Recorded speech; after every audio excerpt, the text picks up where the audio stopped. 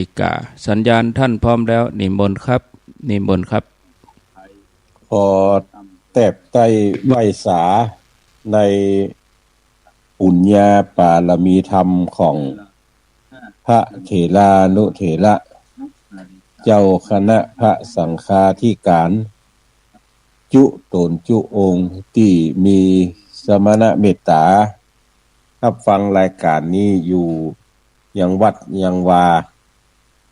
ขอความผาสุกในธรรมจุ่งมีแก่บรรดาพี่น้องศรัทธาตายกตาญิกาหนุ่มน้อย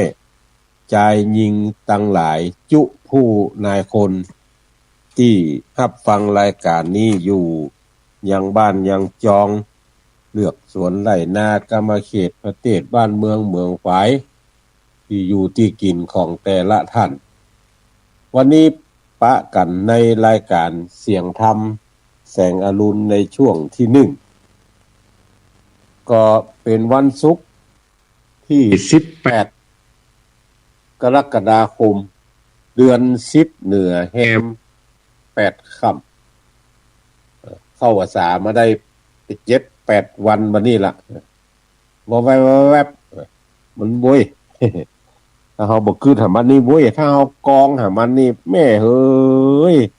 มันหยังมันนานเผียวเหมือนกับเฮาตั้งหลายรออะอย่างใดอย่างหนึ่งเนี่ยรอรถคิว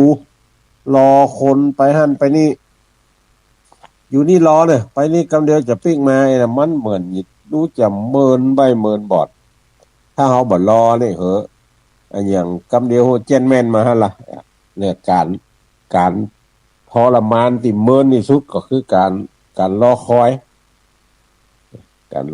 ถ้าเฮาบ่รอวันนี้โว้ยวันนี้เข้าพรรษาได้ 6-7 วันวันนี้ล่ะเดือน10แฮม8ค่ำวันนี้ล่ะหลายท่านก็กำลังอยู่ในช่วงดาครอบดาครัวที่จะไปวัดไปวาเป็นดอกไม้เป็นธูปเป็นเทียนเป็นอันอย่างที่จะต้องเอาไปทำบุญเนี่ยของแห้งของดิบได้จัดเตรียมเอาไว้ตะวามาละแล้วก็กำลังนึ่งข้าวเป่าไฟรออาหารแถมสักกรรมก็จะออกบ้านออกจองกันแต่ละวัดแต่ละวานี่มาเหมือนกันบางที่นี่ตีซี่นี่ศรัทธามาละคนเฒ่าคนแก่มาห้องตุเจ้าเปิดวิหารห้องตุเจ้า ลุกไขประตูยังเสร็จก็ไปไหว้พระนบธรรมในแต่ละบริบทของแต่ละวัดแต่ละบ้านแต่ละท้องถิ่นนั่นจะบ่เหมือนกันบางวัดศรัทธาไปขวายบางวัดศรัทธาไปเจ้าอยู่ที่ว่าเพิ่นสืบฮีดสารห้อยกันมาเจื่อใดสมัยบัดเดียวกับสมัยตะก่อนนั่นก็มันจะแป๊ดกันไปนักเอาจะฮื้ออย่างตะก่อนมาเป็นอย่างบัดเดียวมันก็เป็นไปบ่ได้จะฮื้อบัดเดียวเป็นอย่างตะก่อนซ้ำยากบ้านเมืองมันเปลี่ยนคนก็เปลี่ยนใจคนก็เปลี่ยนไปแต่พระพุทธศาสนานั้นบ่เคยเปลี่ยน 2,568 ปีมาแล้วทุกกะคือหมวด2ก็ยังเก่าทุกกะคือหมวด2ปัญจกะคือหมวด5ก็คือหมวด5นั่นบ่มีไผจะมาเปลี่ยนแปลงได้ในส่วนของพระพุทธศาสนานี่มีแต่คนที่มานับถือพระพุทธศาสนานี่จะเปลี่ยนแปลงกันไปเรื่อยๆมันเป็นสัจธรรมเป็นสามัญญลักษณะเกิดขึ้นตั้งอยู่แล้วก็ดับไปเกิดขึ้นตั้งอยู่ก็ดับไปสมัยก่อนเกิดขึ้นอย่างนี้ตั้งอยู่สักบึดสักเมื่อก็ดับไปคนนอนวัดนอนวาก็นักบ่เดียวบ่มีละน้อยวัดในตำบลนึงจะมีสักวัดบางตำบลบ่มีสักวัดที่จะนอนวัดนอนวาแต่ก็ยังรักษาฮีดเก่าห้อยเดิมเอาไว้อยู่อย่างวัดนี้นะก็เหลือกล้ามาวัดเมื่อเจ้า 7 โมงก็ทำพิธีบ่ายโมงก็ทำพิธีสูตรกรรมฐานฟังเทศน์จบแล้วก็ เตะผูกเดียวจบแล้วก็ปิกบ้านปิกจอง2 ทุ่มปิกมาทำไม2 ทุ่มนี่ปิกมาสูตรกรรมฐานแล้วก็ทำสมาธิเมตตาภาวนาศีลได้เป็นเดือนดับเดือนเพ็งก็จะเวียนเตียนถ้าศีลได้เป็นธรรมัสวนะ8ออก8ค่ำแฮม8ค่ำนี่ก็มาสูตรกรรมฐานทำสมาธิภาวนาแล้วก็ปิกบ้านปิกจองของไผของมันบางก็ยังมีบางวัดที่เพิ่นนอนวัดนอนวากันอยู่รักษาฮีตกันอยู่ 4-50 อยู่บางวัดก็เหลือ 2-3 คนมาได้1เก่าแต่ว่าการไปห้องน้ำห้องส้วมมันยากก็เลยทำให้อันใดก็บ่อุปทะดังใจนี่หาตึกอะแต่ว่าร่างกายมันบ่ได้เพราะตอนหนุ่มนี่หาได้พออายุนักขึ้นนี่ก็ทำให้มันจะบ่สะดวกในการดำเนินชีวิตประจำวันในเมื่อเฮามารักษาศีลกินทานวันหนึ่งคืนหนึ่งอยู่ที่วัดที่วานี่บางที่นี่มาตั้งแต่วันก่อนนั่นละวัน14วัน7ค่ำนอนอยู่วัดวัน18ค่ำนั่นวันค่ำคืนหุ่งพุ่นน่ะ9ค่ำบ่ได้ปิกบ้านปิกจอก็สูตรโยโกห้องทำกรรมฐานตามหีบเก่าของวัดไผวัดมันไปอย่างนี้เป็นต้นดังนั้นการไปวัดไปวาเนี่ยให้ท่านทั้งหลายได้กึดใจว่าเฮามาทำความดีวัดอื่นเป็นจะได้จังเปิ้นตุเจ้าวัดอื่นเป็นจะได้จังเปิ้นแกบ้านแกกำนันนายอำเภอนายกบ้านอื่นเป็นจะได้จังเปิ้นเอาบ้านเฮารักษาบ้านเฮารักษาหีดเก่าห้อยหลังบ้านเฮาเอาอย่างเดียวอย่างอื่นเปิ้นจะเป็นจังได๋จังเปิ้นเด้อ เฮาก็พอกับทุกเจ้าวัดเฮาพอกับแก่บ้านแก่วัดผู้จานวัดเฮาก็เพาะ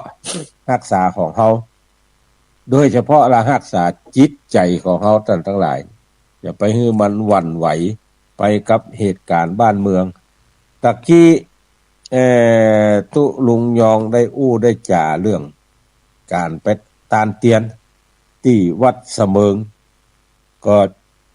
จะขอย้ำให้ท่านทั้งหลายได้รับทราบวันนี้เรื่องเทศเอาไว้ก่อนขอจ่าเรื่องมุนีเหียกรรมเพราะว่าเดี๋ยวมันจะไปคนที่คนต่างให้มันไปห้อมเดียวกันคำว่าไปห้อมเดียวกันของอาตมาภาพนี่ก็คืองานประเพณีทำบุญตานเตียนภาษาเก้าวัดปีที่18เนี่ยปีนี้จะตาน2ยกเอายกแรกนี่ก่อนยก2บ่อู้ถึงมันเด้อยกแรกนี่คือจะตานวันอาทิตย์วันฮือแล้วนะท่านทั้งหลายจะไปตานกันที่เสมิงตามที่ท่านผู้อำนวยการสถานีวิทยุคลื่นสีขาวแจ้งให้เฮาท่านทั้งหลายตึงพระนักจัดรายการตึงศรัทธาเจ้าบ้านเจ้าจองที่เป็นสมาชิกคลื่นสีขาวได้รับทราบไปแล้วว่าวันอาทิตย์ที่20กรกฎาคมเดือน10เหนือแฮม10ค่ำวันฮือนี่ล่ะท่านทั้งหลายวันฮือนี่ล่ะเวลา 9 โมงเนี่ย9 โมงครึ่งเราจะไปพร้อมกันที่วัดเสมิงตำบลเสมิงใต้อำเภอเสมิงจังหวัดเชียงใหม่ไปพร้อมกันแล้วบ่ศรัทธาพอสมควรแล้วบ่ก็จะให้ท่านผู้อำนวยการสถานีวิทยุคลื่นสีขาวถึงวัตถุประสงค์ของการจัดงานวันนั้นก่อนพอว่าว่าจะได้ตีได้ตางละศรัทธาก็พอควรแล้วบ่ก็จะเชิญประธานในพิธีวันนั้นแต่ว่าได้กันกับท่านอาจารย์เสาคำท่านพระครูอันยังก็จำบ่เคยได้พระครูที เดี๋ยวก่อนเน้อขอเสาะหาข้อมูลกันก่อนท่านพระครูทีละธรรมพิสุทธิ์ปะกันที่ในห้องอาจารย์เสาคำเนี่ยเจ้าคณะตำบลเสมิงใต้เขต1ผู้เจ้าหลวงวัดเสมิงเนี่ยผู้อำนวยการโรงเรียนปริยัติธรรมของวัดเสมิงเนี่ยก็ได้กันไปแล้วครั้งหนึ่งว่าเพิ่นถามว่ามีจะได้พ้องก็ได้ได้จ่าไปว่า เมื่อเอ่องายเนี่ยจะมีพิธีช่วงหนึ่งก็ท่านจะเจิญไผมาก็ได้ เมื่องายนะถ้านายกไปถ้ากำนันไป หรือผู้อำนวยการศูนย์การเรียนรู้อำเภอไปก็ดีท่านสาธารณสุขอำเภอหรือผู้ช่วยหรือผู้แทนอื่นๆที่ไปฮะนะก็จะเอาหมอนะเจิญหมอนั่นแหละเป็นประธานให้ไปก่อนที่มีเอ่อตำแหน่งในต่างอำเภอน่ะและหรือบ่มีไผไปบ่มือง่ายสะท้าวท่านทั้งหลายไผไปก็จะเจิญหมอน่ะเป็นประธานในพิธีตามธูปตามเทียนแล้วก็จะตามเทียนนวมหามงคล9 เล่มอันนี้อาตมาภาพจะได้เตรียมไปเทียนนวมหามงคลนี่เอาไปเปิดจุดปูจาพระแก้วเจ้าทั้ง3ประการแล้วก็จะเจิญ ผู้แทนท่านทั้งหลายเข้าเกณฑ์ขันศีลต่อประธานสงฆ์ประธานสงฆ์ไผไปมีอายุวสานักที่สุดนะที่ไปด้วยกันเนี่ยไปตานก็ไปตานไปเป็นสงฆ์พิธีก็ไปเป็นสงฆ์พิธีในช่วงเมืองงานน่ะคือว่าเขาจะร่วมกันทำความดีถวายไว้ในพระพุทธศาสนาเพื่อเอาบุญเอากุศลปกโฮมเฮาท่านทั้งหลายเกณฑ์ขันศีลแล้วบอกเขาก็จะกล่าวกรรมปูจาดอกไม้ธูปเทียนไหว้พระสมาทานเบญจศีลพร้อมแล้วบอกก็จะเข้าเปิดกลวยถวายราชสดุดีแล้วก็ร่วมห้องเพลงสรรเสริญพระบารมีเพื่อเสริมสร้างบารมีธรรมของมหากษัตริย์แล้วก็จะจุดเทียนบาทน้ำมนต์ที่ขันสาครแล้วก็จะนิมนต์พระสงฆ์ที่ไปฮะนะไปกี่ตนก็จะร่วมกันสวดธรรมจักรกับปวัตตนสูตรสวดธรรมจักรในช่วงที่ทุเจ้าสวดธรรมจักรศรัทธาเฮาก็ปัก ปัจจัยที่ต้นที่เขาจะถวายทานน่ะปักปัจจัย9 ต้นน่ะท่านพระครูเจ้าอาวาสท่านพระครูธีระธรรมพิสุทธิ์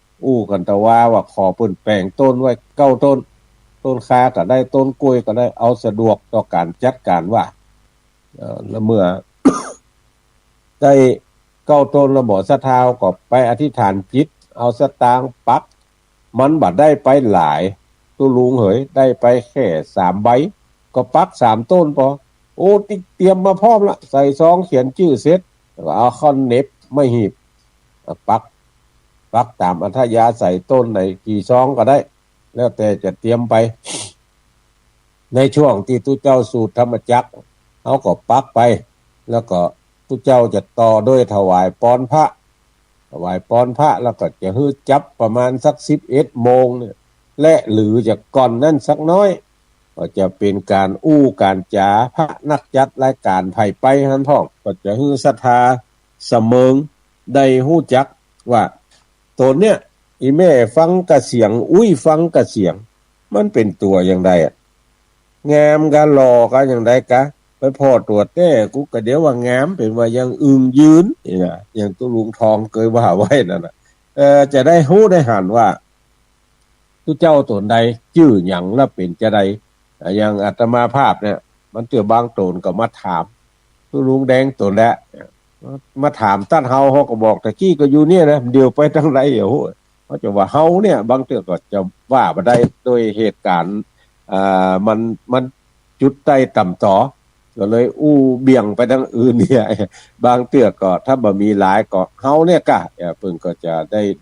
ฮู้ได้หันว่าตู้เจ้าตนใดเป็นตนใดอันนี้นี่จะได้ได้จากกันส่วนนั้น11 โมงบ่เฮาก็จะถวายภัตตาหารเพลไผ่พ่องที่เกี่ยมเข้าป่าอาหารจะไปถวายเพลก็เอาไปดาที่โรงครัวที่เพิ่นจัดเอาไว้ที่ท่านอาจารย์พระครูธีระธรรมพิสุทธิ์ตุลุงเสาคำตุปี่เสาคำเนี่ยเพิ่นจะจัดไว้ที่ใดที่หนึ่งเฮาก็เอาเข้าป่าอาหารเฮาไปถ้าได้ถ้วยได้จ้อนประเภทที่ว่าใจละขว้างบ่ต้องล้างนั่นซ้ำดีบ่ต้องเป็นการไผล้างซ้ำดีเอาดาแล้วบอกก็เมื่อได้เวลาแล้วก็พระเจ้าประสงค์จะฉันพระทหารเพลส่วนหนึ่งพระเจ้าประสงค์ก็จะห่อไปตัวอย่างอาตมาภาพเนี่ยจะต้องห่อไปตัวหลายตนก็ห่อไปตัวได้เวลาเตห่อเข้าแล้วบอกก็เตสู้กันกิน กินอันใดกันน้ำพริกปูหน่อต้มกะหยังกะก็เอามาเปาะมาห่อเหมือนศรัทธาสาธุชนทั้งหลายก็ได้เวลาก็เตะห่อเข้า ซุ่มไผ่ซุ่มมันกะกับนั้น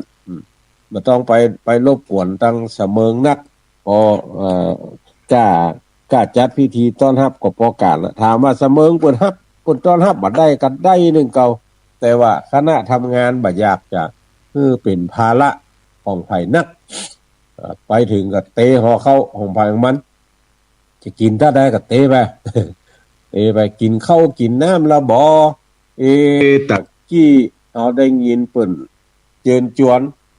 ร่วมทำบุญโน่นนั่นนี่สตางค์พอมีอยู่ก็ทำบุญตะกี้ได้ยินเปิ้นว่าหลังจากตานแล้ว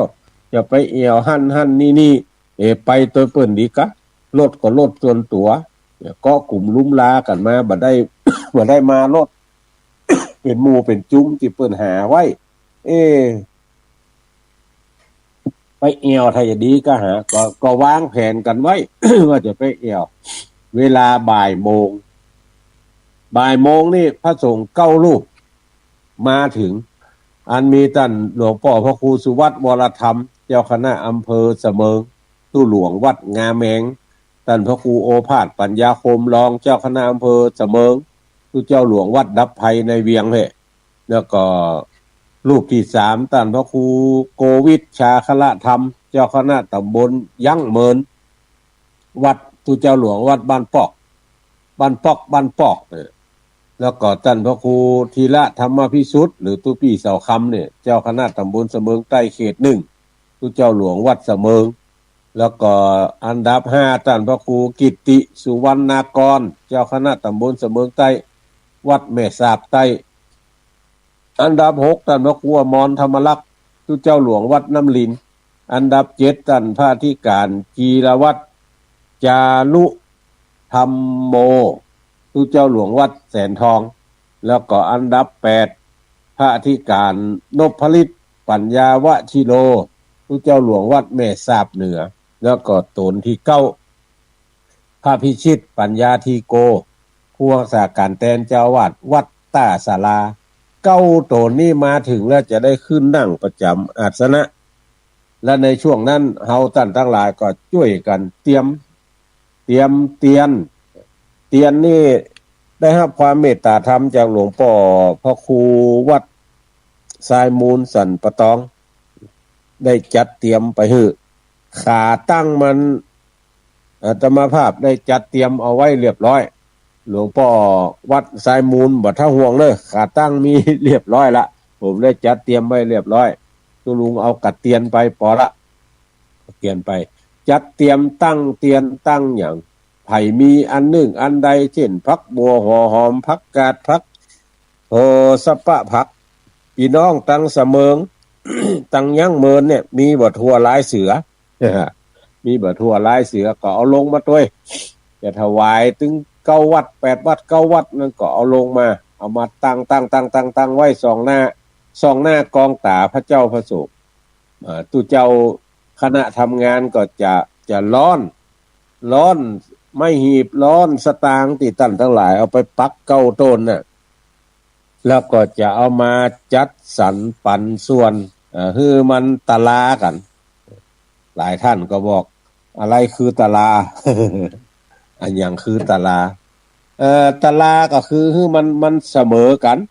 นี่มันเสมอกันเต้าเดียวกันเสมอกันอย่างเงี้ย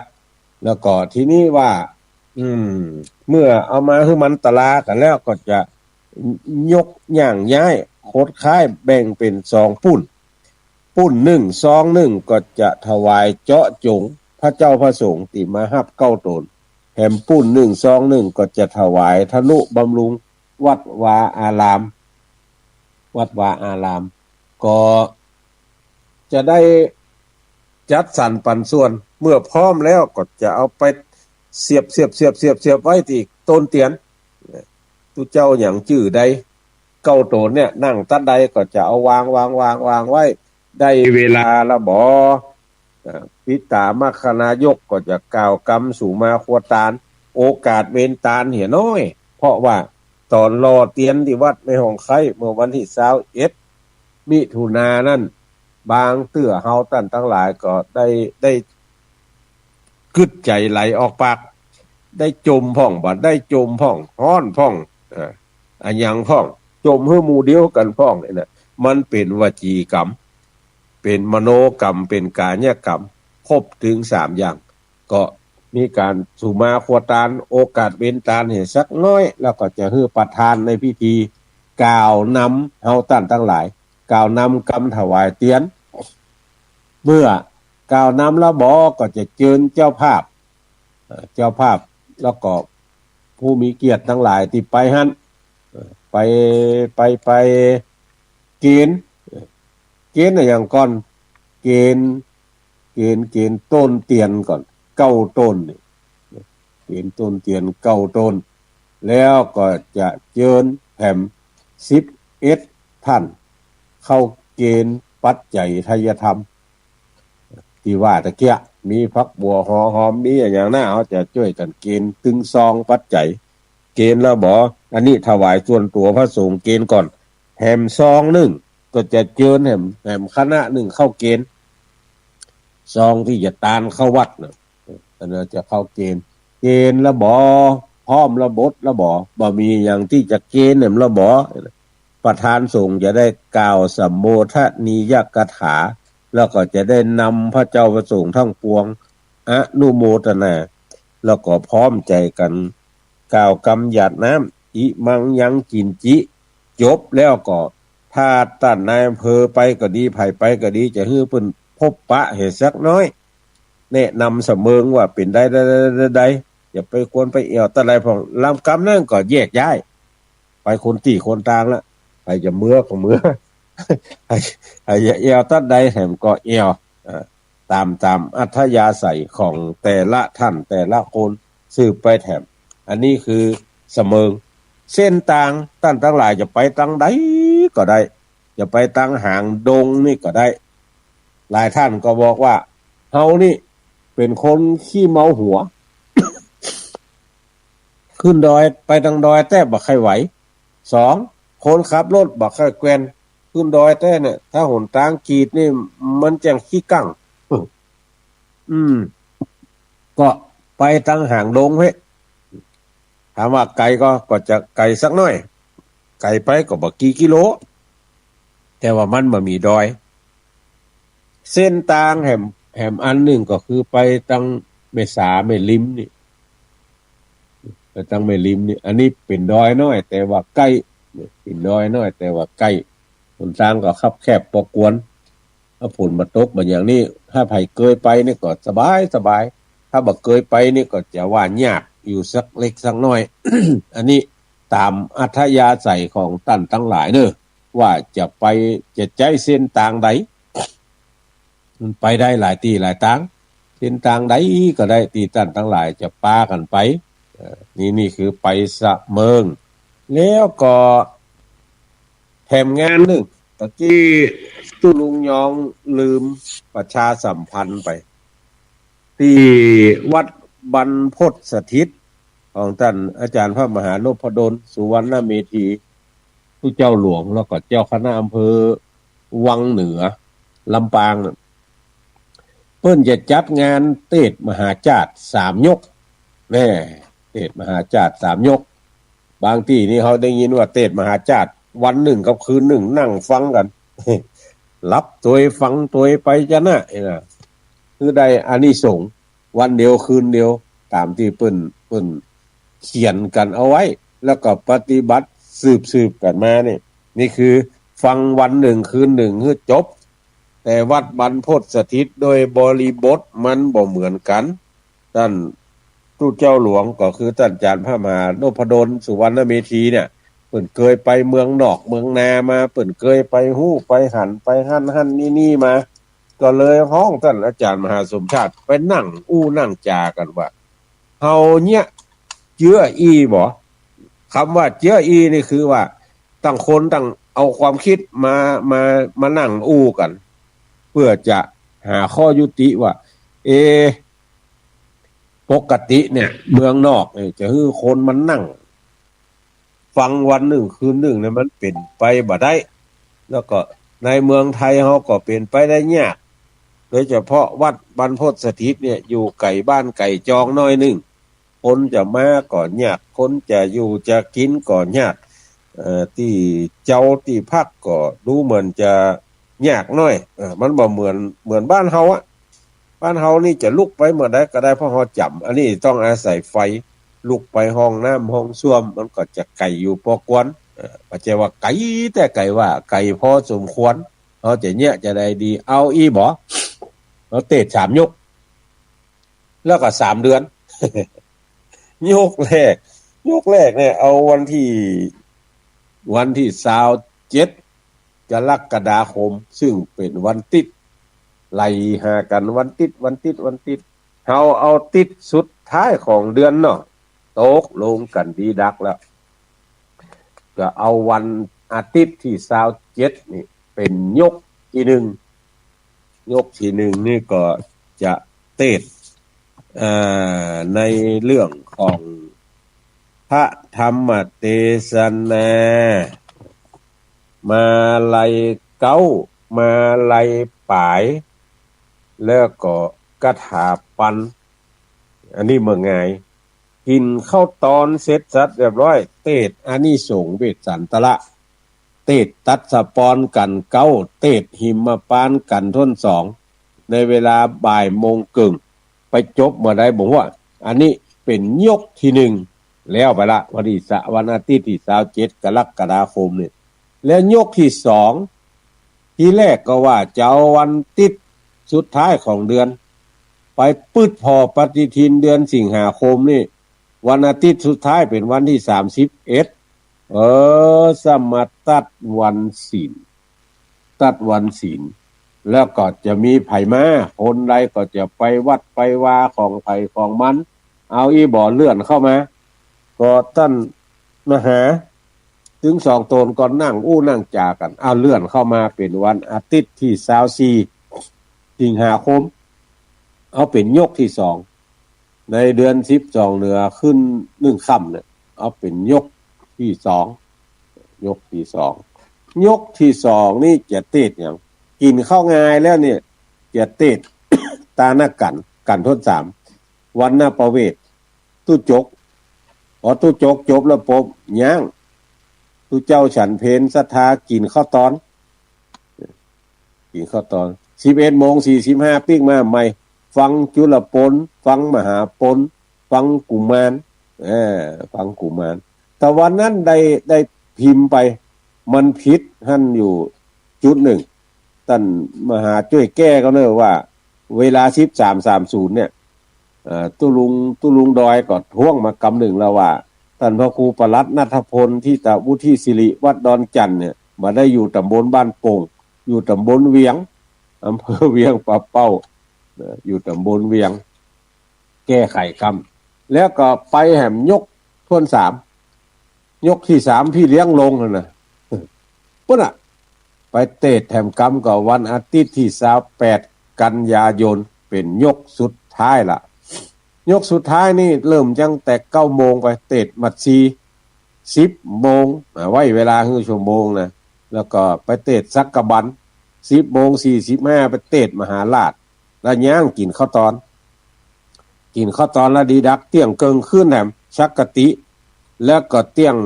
45ขึ้นนกรกันทำไมถึงเอาเที่ยง45ขึ้นนกรกันเพราะว่ามันจะเตะมหาจารย์ทรงเครื่องหลายท่านก็ว่าทุกเจ้าตัวนี้ในทรงเครื่องเฮาฮู้ เกิดมาอายุไป7-80ฮู้ก็ว่าข้าวต้มทรงเครื่อง กับบะทั่วเน่าทรงเครื่องแล้วเทศมหาจารย์ทรงเครื่องนี่มันเป็นอย่างใดก็คำว่ามหาจารย์ทรงเครื่องนี่เปิ้นจะเทศตัวตัวแล้วเป็นละครตัวพอถึงเจ้าพญาเวสสันตละกับนางมัตสีเนี่ยกับเจ้ากันหาจารีจะปิกบ้านปิกจองเนี่ยโอ้มันถูกถูกกรรมมาก็ดีอย่างนี้เมื่อบ่ปิกบ้านปิกจองเนี่ยจูจกไปขอเนี่ยเอา เครือเขาเถาวันมัดแขนชุดฉากชุดลากกระชากตนตัว ออกจากเขาวงกฏอันนี้เปิ้นก็จะมีนักแสดงซึ่งเป็นจังซอตึงโมดเป็นนักแสดงเป็นอย่างเป็นปู่พามแสดงเป็นอย่างเป็นจูจกปู่พามแล้วก็เป็นเจ้าพญาเวสสันตละนางมัทชีกันหาจาลีพร้อมและในหั่นเปิ้นก็จะมีวิธีการที่จะจัดจ๋าบางครั้งก็จะเป็นซอบางครั้งก็จะเป็นซอไปอันนี้คือมหาจาตุทรงเครื่องพอซอละเสร็จกันตามบทละเสร็จแล้วก็ท่านเสน่กาลงกับตุปิเกตุปิต้อมถึงสองตัวเนี่ยจะมาเตดขึ้นไล่กาบขึ้นทำนองแล้วก็จะมานั่งนั่งจากันว่าเป็นจะได้เพราะแหมบทหนึ่งแหมตอนหนึ่งก็จะไปถึงนักแสดงที่ว่าตะกี้น่ะ 5-6 คนน่ะออกมาแสดงแถมเป็นไปเนี่ยเปิดห้องว่ามหาจาตุทรงเครื่องมหาจาตุทรงเครื่องทีนี้การฟังพระธรรมเทศนาที่ประเพณีการตั้งธรรมหลวงเนี่ยวันนี้จะมาถึงการตั้งธรรมหลวงคือการฟังเทศน์ครั้งใหญ่ประชาชนตั้งหลายศรัทธาเฮาเจ้าข้าตั้งหลายมาร่วมกันฟังเทศน์เป็นอันมากเป็นพิเศษอีกด้วยการนำเอากันเทศน์มาถวายก็ดีมาร่วมฟังมหาจาตุก็ดีห้องว่าฟังธรรมใหญ่หรือตั้งธรรมหลวงบางท่านก็มีความคิดว่าการตั้งธรรมหลวงก็คืองานเทศน์มหาจาตุ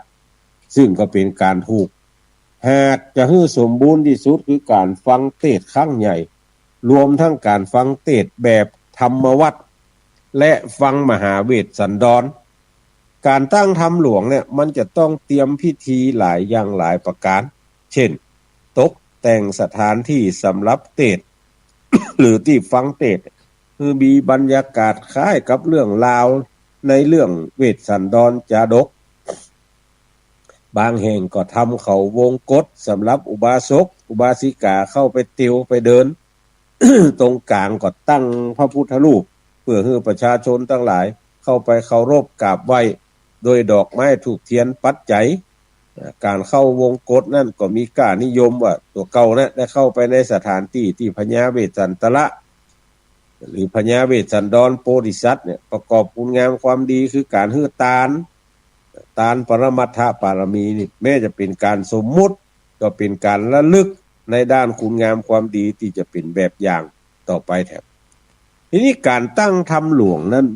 เปิ้นมีจุดมุ่งหมายอย่างไรการตั้งธรรมหลวงนั้นมีจุดมุ่งหมายที่สำคัญ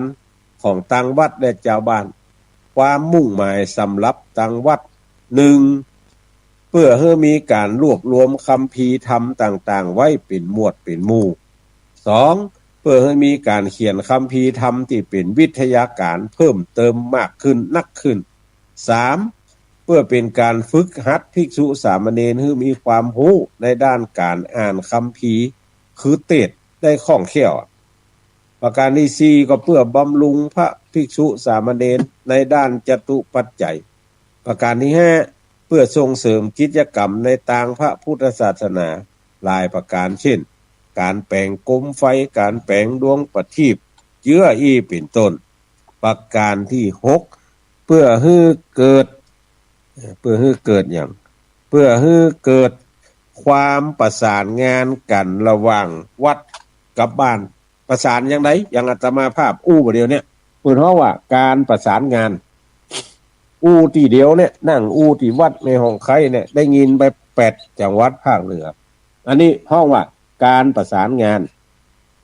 ทีนี้มาถึงความมุ่งหมายสำหรับชาวบ้านเนี่ย1สร้างศรัทธาความเชื่อในชุมชนให้นักขึ้นไปแถบ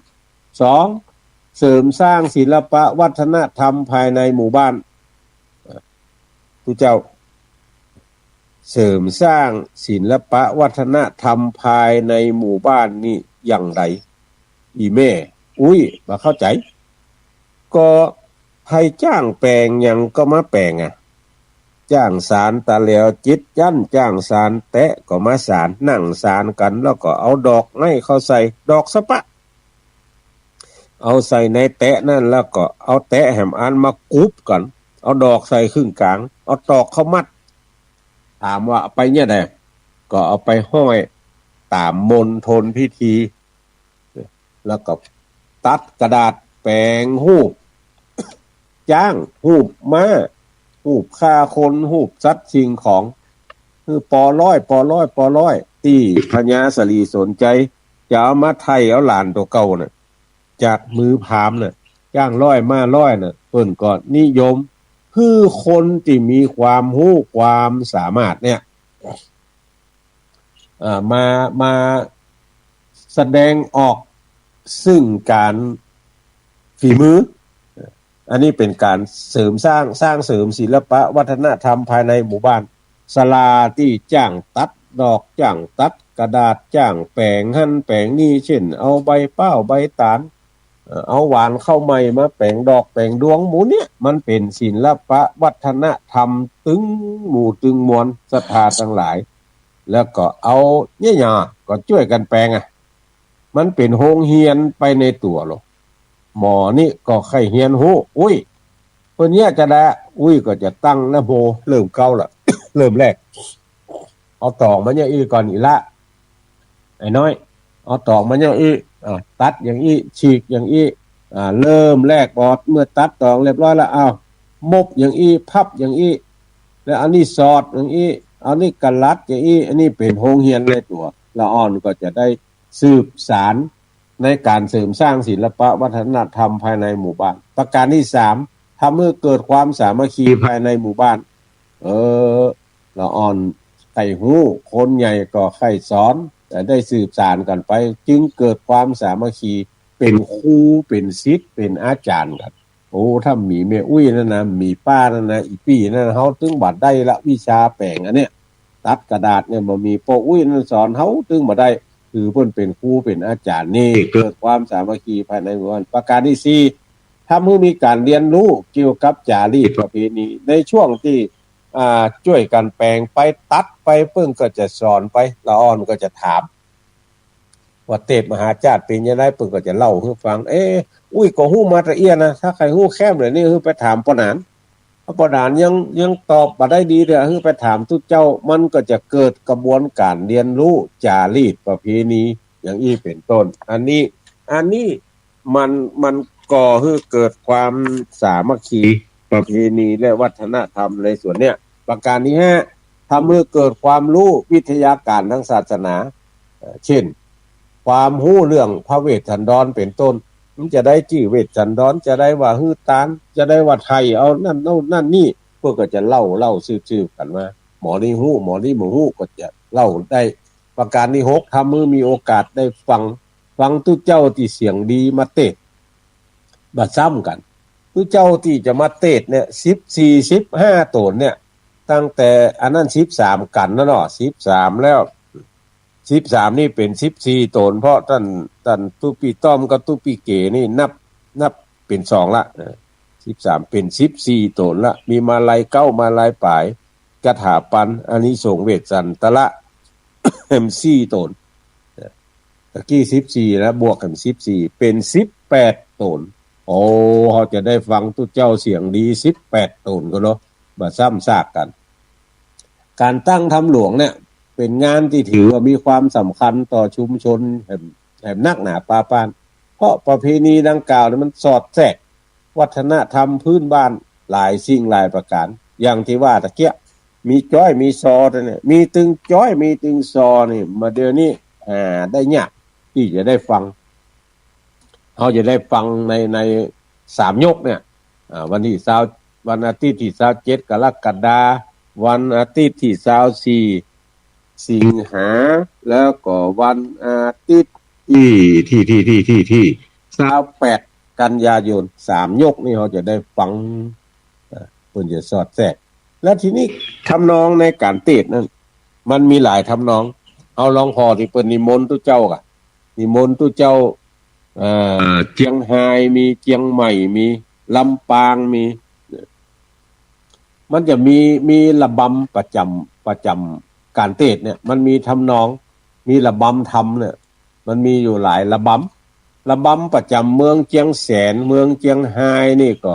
นิยมระบำบะนาวล่องของซึ่งตัวเนี้ยมันมีลีลาคล้ายกับลูกบะนาวที่ไหลไปตามลำน้ำโขง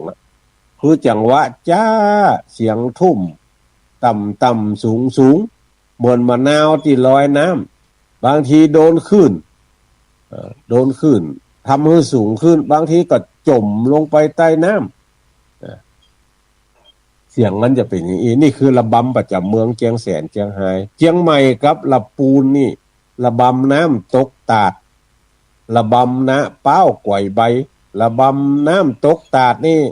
มีลักษณะเหมือนน้ำฝนตกลงจากตีนใจคาก็คือยดลงมาเป็นระยะที่ห่างเสมอกันหรือจะเทียบกับการเคาะไม้เป็นจังหวะก็ได้อันนี้นี่คือระบำน้ำตกตาดสมัยก่อนนี้เมื่อจะมาเป็นพระน้อยนี่ตุลุงเปิ้นคือเอาตะไหลมาคว่ำไว้1ใบคว่ำไว้ที่นอกตีนแจขาโหงเอาตะไหลคว่ำแล้วเอาน้ำต้นใส่น้ำให้เต็มแล้วก็เอา เจือกมามัดคอน้ำต้นเอาห้อยไว้จีหูตังก้นน้ำต้นเห็นน้อย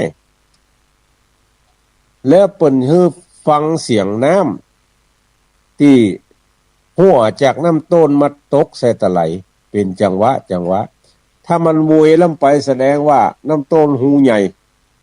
เปิ้นจะให้เอาขี้เปอะมาตึดให้มันเหมาะพอดีนี่อันนี้น้ำตกตาดมันจะดังปุ้งเป็นจังหวะอันนี้นี่เปิ้นเฮียนถึงขนาดนั้นสมัยก่อนต่อมาแถมเปิ้นบอกว่าถ้าเอาอันนี้ละ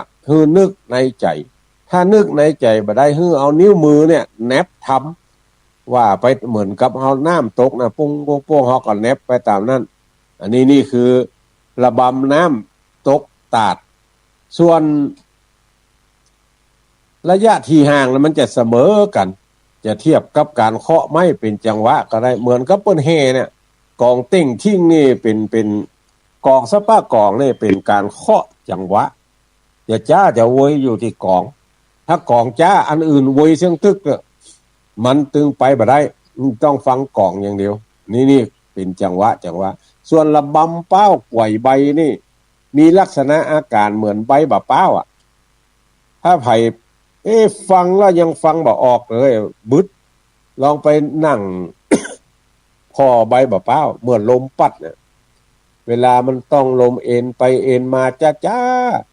ฉะนั้นนักเทศนิยมบรรยายความและยังเทศ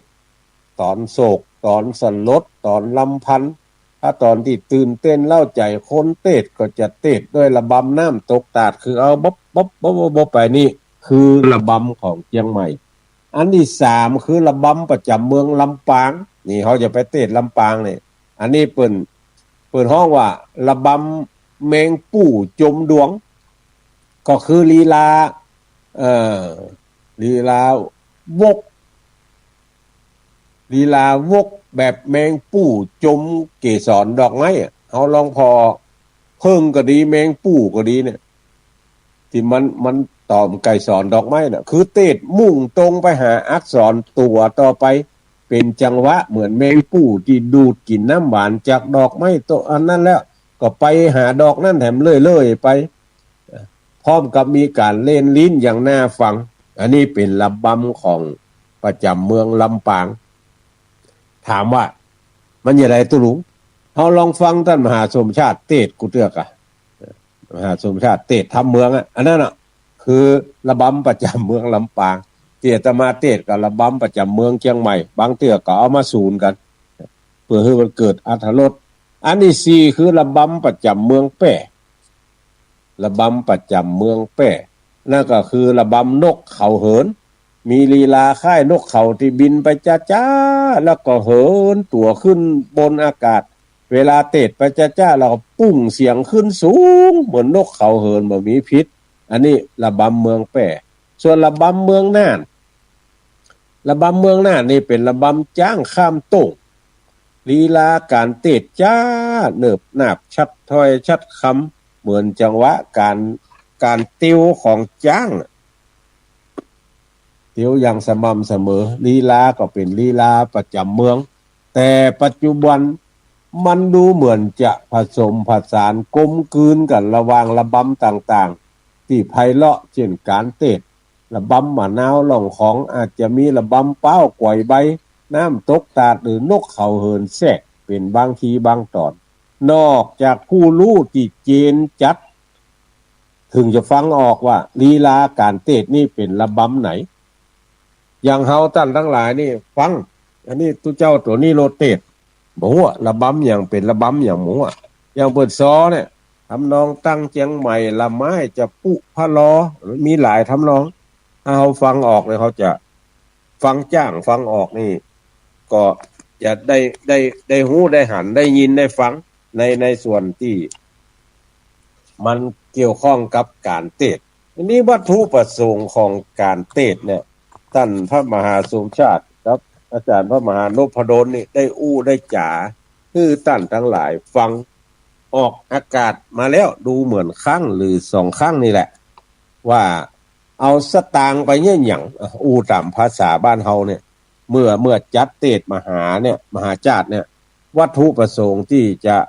เกิดขึ้นเนี่ยคือต้องการปัจจัยเอาไปเนี่ยไหนเพิ่นก็บอกว่าจะเอาไปเป็นกองทุนการเผยแพร่ของ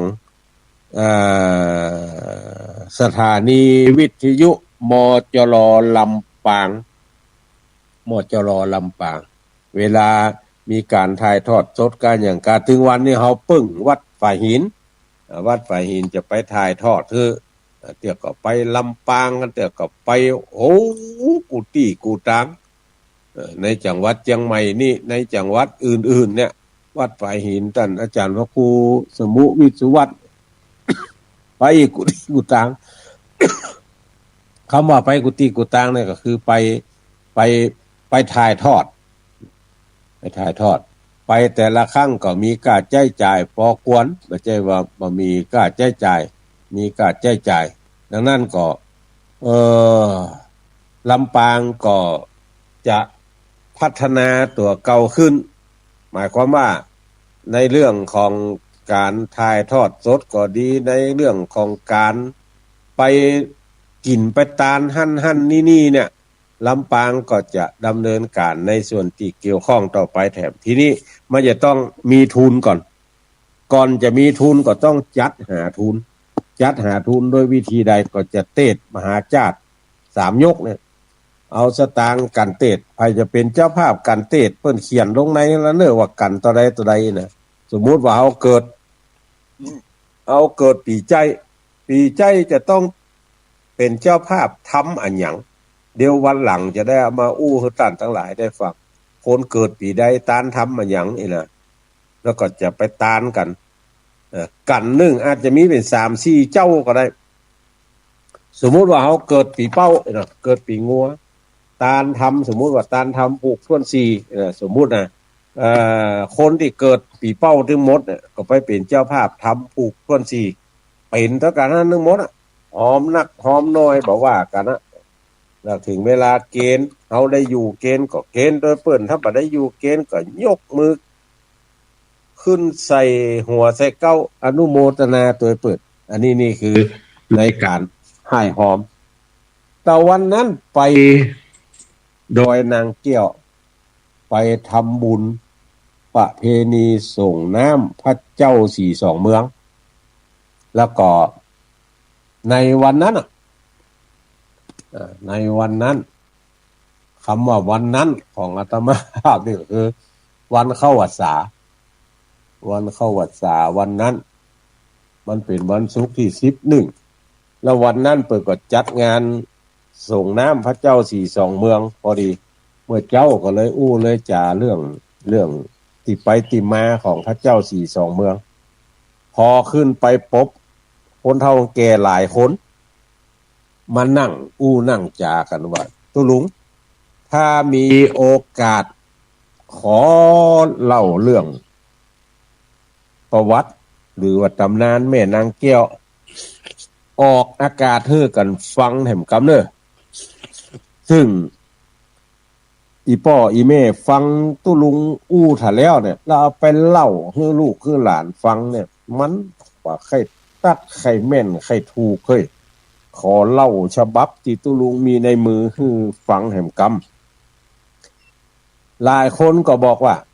มันมีหลายฉบับนะคือบางคนก็ว่าอันนั้นบางคนก็ว่าอันนี้แต่ในมือ ที่ได้สืบกันมาเนี่ยมันเป็นไปแหมแนวหนึ่งคือเรื่องเดียวกันเรื่องแม่นางแก้วเหมือนกันแต่ว่าตัวละครนั้นมันไปคนที่คนตามันบ่เหมือนกันมันบ่เหมือนกันจะได้รอมีโอกาสวันนี้จะตันบัดตันนี่51 นาทีละเล่าคร่าวๆไปเลยเนาะในตำนาน เจ้าแม่นางแก้วเนี่ยต้องวงเล็บว่าอีกสำนวนหนึ่งเปิ้นเป็นลูกสาวของเจ้าเมืองหิรันนครเงินยางมีนามว่าลาวนางเป็นผู้มีลูกโฉมอันงดงามกว่าแม่หญิงใดในแว่นแคว้นหิรันนครเงินยางนั่นแล้วก็เจ้าเมืองฮักเหมือนแก้วแก่นตาสร้างปราสาทให้อยู่บนปราสาทบ่ให้ลงมามีรูปอันงามบรรดาเจ้าเมืองทั้งหลายก็ต่างหมายปองและทีนี้มันมีปอดจายคนหนึ่งเป็นคนตุกไล่เข็นใจชื่อกวงอยู่เมืองเวลุคามป่าสางได้ยินคนทั้งหลายกันนะว่าโอ้นางแก้วเนี่ยเป็นบุตรีของเจ้าเมืองมีลูกโฉมนมพันวันนะอันงามนายกวงบอกกองได้ยินว่ามีหูปอันงามก็เมาละเพราะว่าเป็นตัวกรรมตัวเวรก็เลยไปขอมอบตัวเป็นศิษย์ของครูบาท่านหนึ่งอยู่เมืองเวลุคามป่าสางตั้งใจเล่าเรียนวิชาอาคมจนแก่กล้าสามารถย่นย่อระยะทางได้ด้วยกรรมที่สร้างร่วมกันมากับนางแก้วน่ะจึงกราบเรียนถามครูบาถึงวิธีเข้าหาผู้มีเดชเดชาเช่นเสนาอมาตย์เจ้าเมืองครูบาก็ให้นายกวงบวชเป็นภิกษุในพระพุทธศาสนาก็จึงแนะนำว่าการเข้าหาบุคคลผู้มียศมีศักดิ์เหล่านั้นวิธีที่ง่ายที่สุดมีอยู่วิธีเดียวคือบวชเป็นตุเจ้าเมื่อบวชแล้วก็สร้างความเลื่อมใสให้กับบุคคลเหล่านั้นแล้วก็เข้าไปปิณฑิบาตในบ้านในเฮือนเขาเพื่อให้ได้ใกล้ชิดกับเขานายกวงก็จึงได้บวชเป็นศิษย์ของครูบารูปนั้นที่เมืองเวลุคามป่าสางเล่าเรียนคาถาอาคมเพิ่มเติมที่ครูบาสั่งสอนโดยบุพกรรมลาครูบาออกธุดงค์เตวขึ้นมาทางเหนือเป้าหมายคือเมืองหิรันนครเงินยางเป้าประสงค์ก็คือไปดูความงดงามของนางแก้วก็จึงใช้วิชาย่นระยะทางที่ห้ำเฮียนมาจากเมืองเวลุคามป่าสางไปถึงปุ่นน่ะเมืองนอกปุ่นน่ะเปิ้นเตียวจะเป็น4-5 เดือนน่ะตุเจ้ากวงนี่เตียว3 วันน่ะย่อระยะทางได้เมื่อไปถึงเมืองแล้วก็พระภิกษุกวงก็เข้าไปปิณฑิบาตที่ใกล้ปราสาทของนางแก้วผู้เป็นลูกสาวพญาเจ้าเมือง